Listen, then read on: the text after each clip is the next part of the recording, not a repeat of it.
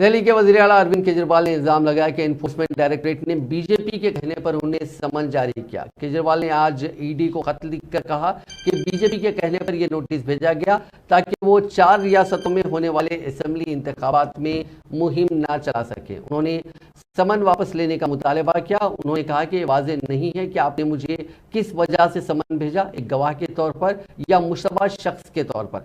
समन की तफसील नहीं बताई गई। ये भी नहीं बताया गया कि उन्हें ज़ाती तौर पर बुलाया गया या वज़ीर आला के तौर पर या आम आदमी पार्टी के सरबराह के तौर पर। अब ये धमकी दे रहे हैं, पिछले कुछ दिनों से मैं देख रहा हूं दिल्ली के अंदर रोज खड़े होकर धमकी दे रहे हैं, केजरीवाल को गिरफ्तार करेंगे, केजरीवाल को गिरफ्तार करेंगे। केजरीवाल के शरीर को तो गिरफ्तार कर लोगे, केजरीवाल की सोच को कैसे गिरफ्तार करोगे?